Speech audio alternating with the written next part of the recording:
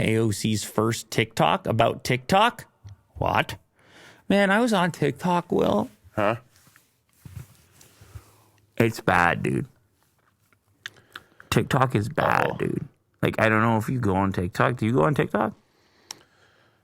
Not anymore. I haven't been on in a couple months. Was that although I went back like yesterday, just for like a brief moment, for like a minute. Explain yourself. Just to see what it's up to. You know, just flicking around, swiping. I'll tell you, it's bad news, dude. Is it worse than you thought? Well, because I'm posting on there, so then I'm like, okay, let me see what it's like over there. What is this like over there? Okay. I don't think it's possible to use it while using the For You tab. Like, I just don't think that is healthy at all. It's the closest thing, the closest Clockwork Orange thing I've ever seen. If people are spending hours in that For You, there's damage being done. I have a very strong intuition that there is damage being done. Is it the habit of swiping and just constant content, or is it content itself? It's the lack of agency. It's the lack of control and agency.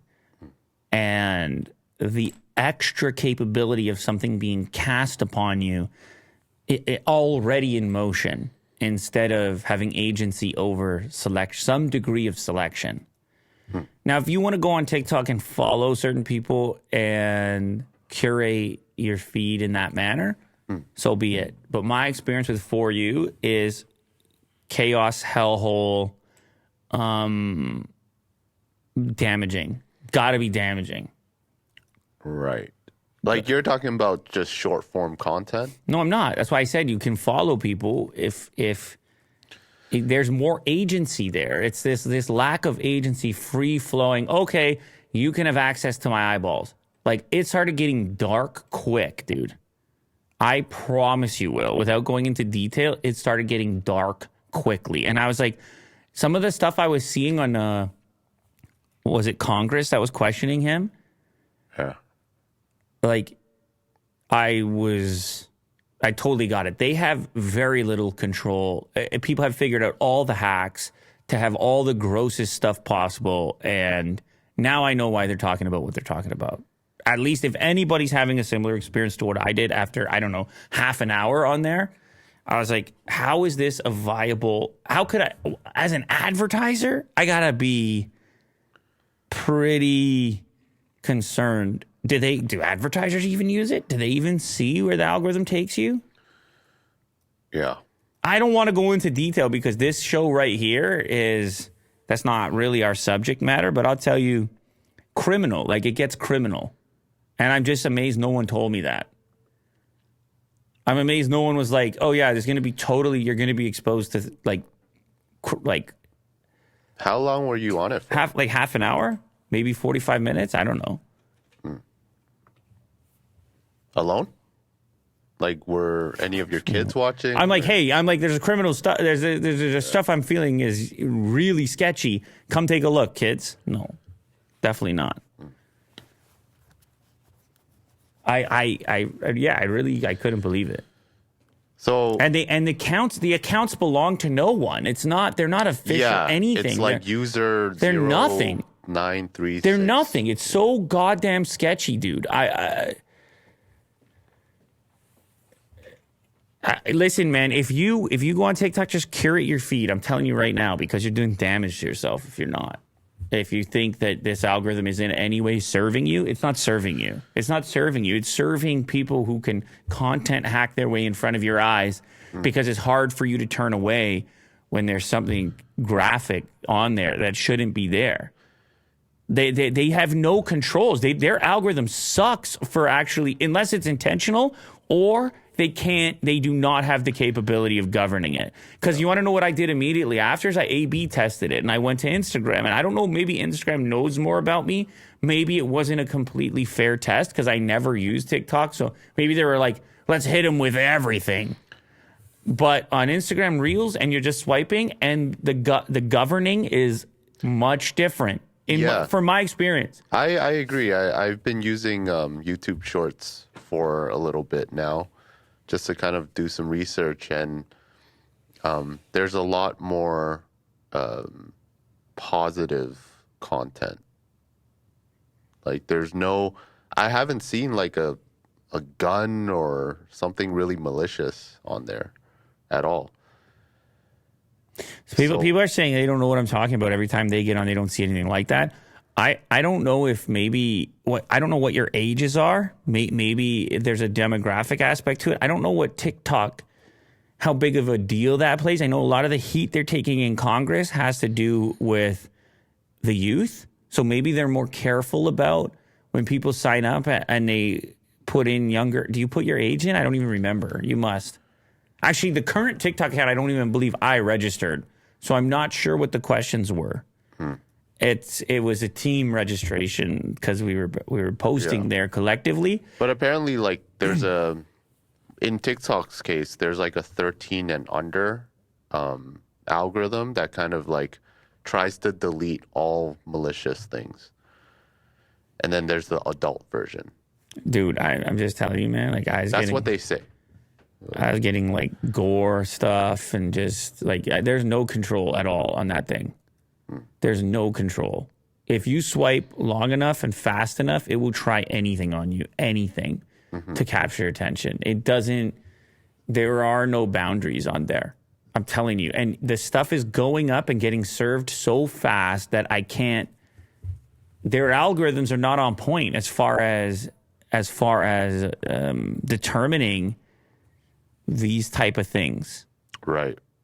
They're just not, either that or they don't care. It's one or the other. It's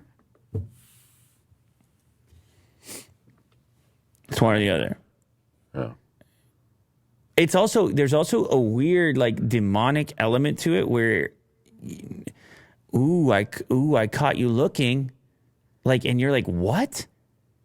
That the algorithm is so responsive to your alterations in attention and immediate in its connections between.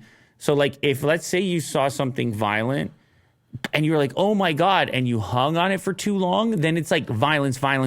Yeah, it's a flag of showing them more. And it's like you just, okay, like I obviously am going to turn it off, but just imagine a developing human. Yeah.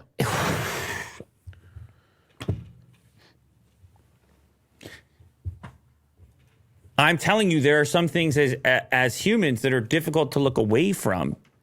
And you're trying to like, you then at that point trying to deprogram it. It's a freaking lost cause, dude. I'll just tell you right now, man, just curate your own feed. But you can't do that in TikTok.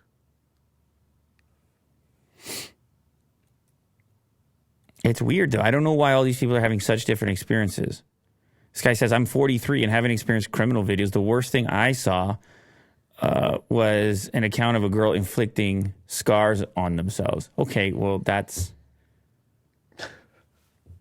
You know what I'm saying? Like, listen. It's no, I have a really strong intuition, and obviously what I'm posting there is so different, and hopefully it's like a bit of a break for anybody that watches it. It's quite a bit different from what you're typically encountering there, and it's important. There's a lot of people there, and everyone, and who knows, maybe some people are going to just go ahead and curate their own experiences. So, but there are other options, and I'll tell you that just even between Instagram and YouTube Shorts.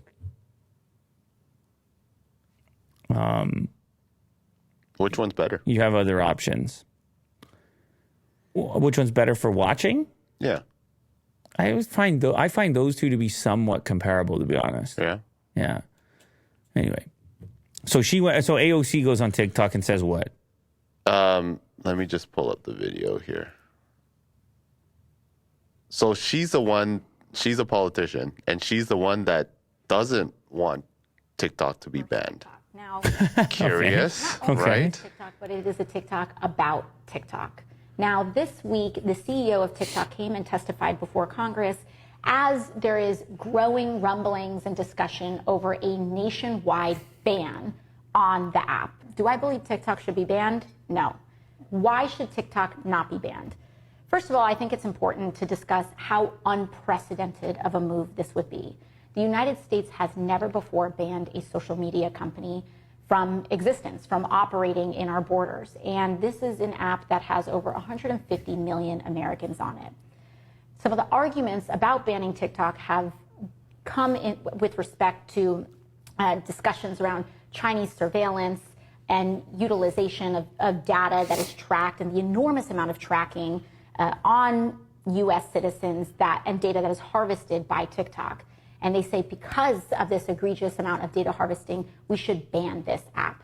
However, that doesn't really address the core of the issue, which is the fact that major social media companies are allowed to collect troves of deeply personal data about you that you don't know about without really any significant regulation whatsoever. In fact, the United States is one of the only developed nations in the world that has no significant data or privacy protection laws on the books.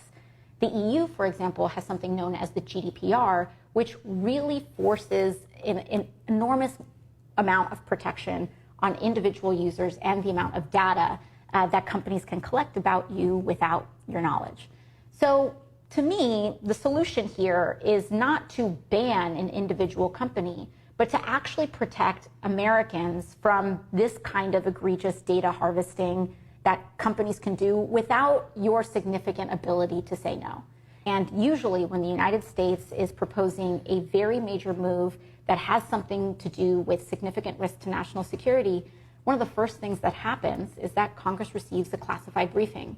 And I can tell you that Congress has not received a classified briefing around the allegations of national security risks regarding TikTok. So why would we be proposing a ban regarding such a significant issue without being clued in on this at all? It just doesn't feel right to me. And additionally, this case needs to be made to the public.